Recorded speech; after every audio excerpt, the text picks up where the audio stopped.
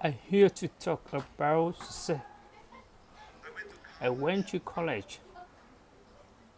I went and worked out 5 hours a day, and I was working on construction because in those days in bodybuilding there was no money. I didn't have the money for food supplement or anything, so I had to go to work. So I worked in construction. I went to college. I worked out in the gym, and at night from 8 o'clock at night to 12 midnight, I went to acting class 4 times a week. I did all that. There was not one single minute that I wasted. And this is why I'm standing here today. At the age of 20, I went to London and I won the Mr. Universe contest as the youngest Mr. Universe ever. And it was because I had a goal.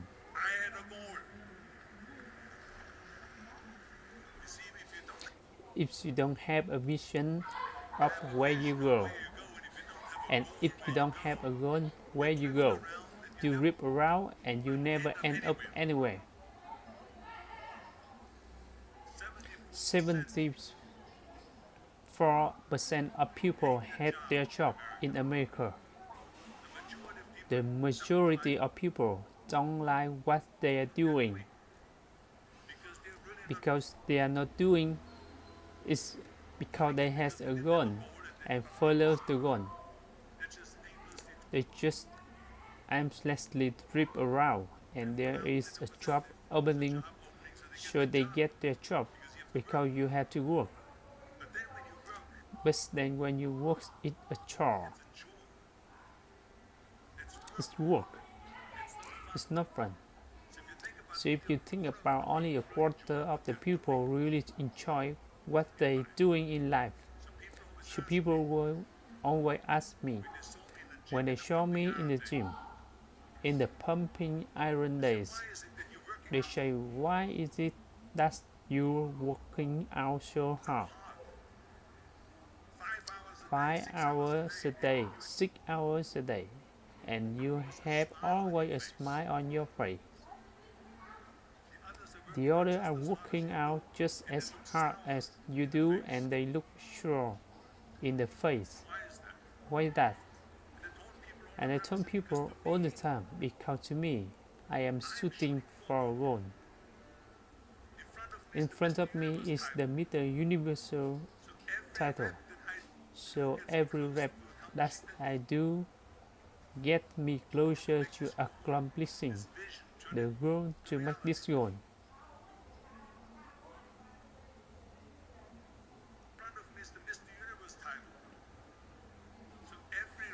This vision turned into reality.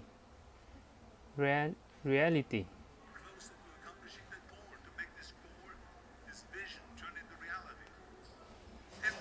Every single set that I do, every repetition, every wish that I live will get me a step closer to turning this goal into reality.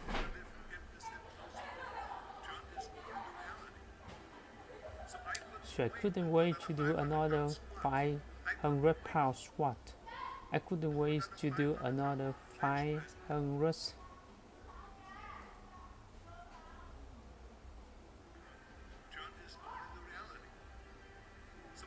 pound bench press. I couldn't wait to do another 2000 reps of sit-up. I couldn't wait for the next exercise.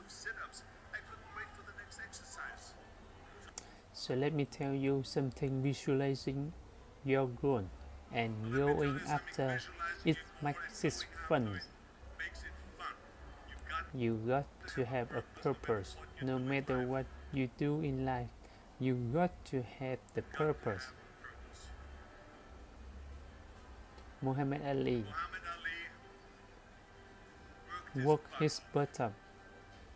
I saw it firsthand. Now I remember There was a sports writer in the gym. That was there in the gym, and he was working out. He was doing sit-ups. Asked and asked him, "How many sit-ups do you do?"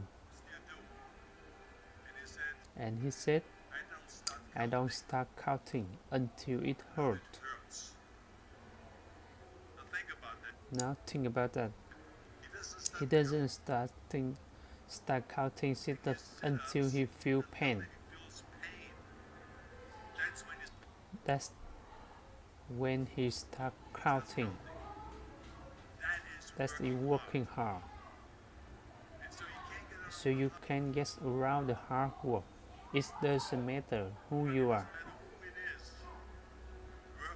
Work your ass off. There is no magic pill. There is no magic out there. You cannot get around. You have to work and work. It's all hard work. And it drives me crazy when people say they don't have enough time to go to the gym 45 minutes a day and work out, or to do something for 45 minutes to an hour a day to improve.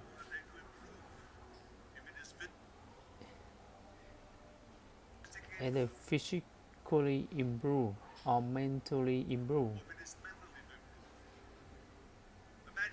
Imagine you read 1 hour a day about history. How much would you learn after 365 hours in 1 year? Imagine if you study the history of musicians and composers. How much you know? Imagine if you work on some business you want to develop every day for an hour. Imagine how much further along you go. So it drives me nuts when people say they don't have the time. You have 24 hours a day. We sleep 6 hours a day. So it still gives you 18 hours. These people shake their heads saying, "I don't sleep 6 hours, I sleep 8 hours. Well, just sleep faster." So we have 18 hours a day. The average person works 8 to 10 hours. Let's assume it's 10 hours, so we have 8 hours left. Then you travel around an hour a day, maybe 2 hours a day. So now you still have 6 hours left. What you do with these 6 hours? Maybe eat a little bit, maybe snooze a little bit,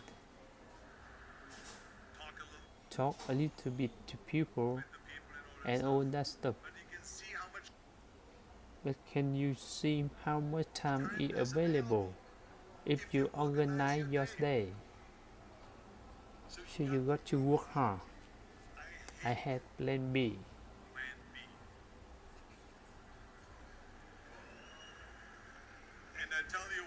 And I tell you why. Because we have so many doubters. The no sayers. We have so many people who say, "No, you can't do it. It's impossible." That is okay, because we just turn up. As I said earlier, we hear the no being a yes. You can do it mean you can do it. So it's possible to do that amongst all the negative people around you. But when you start doubting yourself, that's very dangerous. Because now what you're basically saying is, if my plan does not work, I have a fallback plan, a plan B.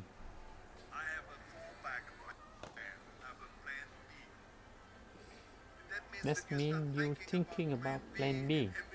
Every thought you put into plan B, you're taking away that thought and energy away from plan A.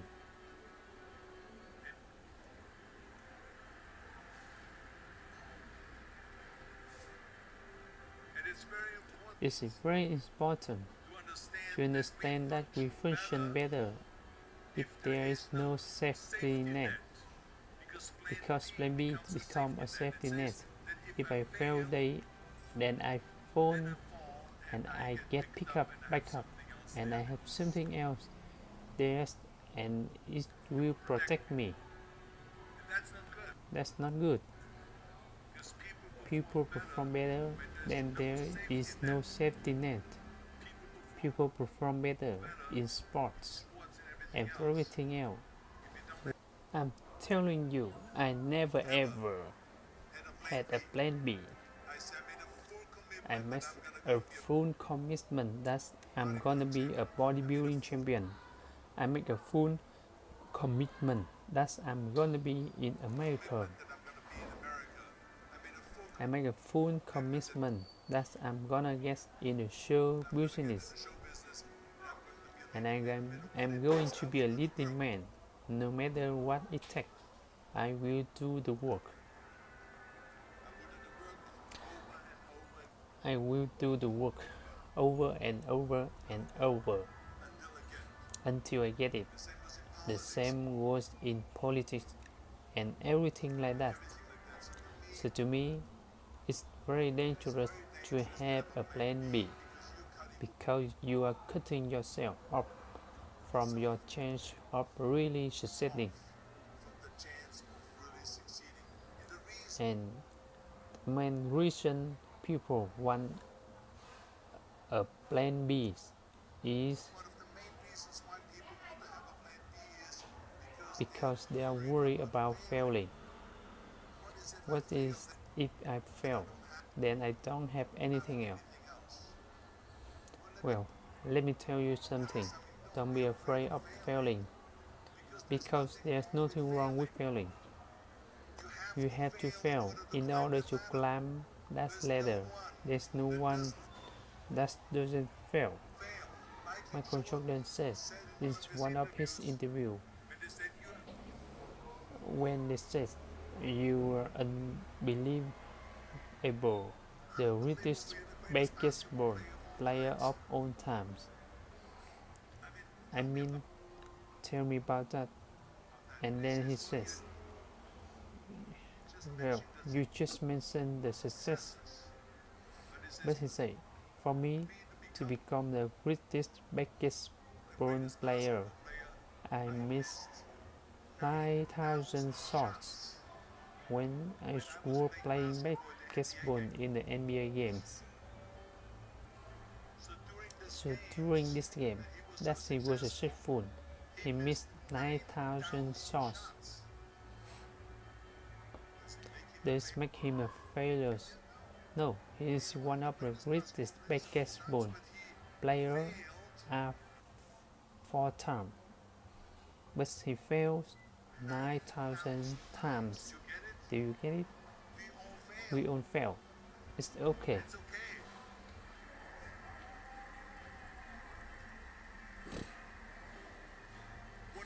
What is not okay is when you fail, you stay down. Whoever stays down is a loser. A winner will fail and get up, fail and get up, fail and get up. You always get up. That is winner. That's a winner. I failed in bodybuilding. I lost bodybuilding competition. I lost powerlifting competition and lost weightlifting competitions. I had movies that went in the toilet that were terrible. It's got the worst review, and in politics, I remember I had many of the initiative and the ballots, and we lost. My my approval rating in California went down to 28%, and then it went back up again, and I won again the governorship. Hey, we are lose. If you own have lost, it's okay. And this is why I say don't be worried about losing, because when you're afraid of losing, then you get frozen. You get stiff, you not relaxed. You got to be in order to perform well in anything, if it's in boxing, or if it's in on your job, or with your thinking. It's only happening when you relax. So relax. It's okay to fail. Let's just go on out and give it everything that you got. That's what it is all about. So don't be afraid to fail.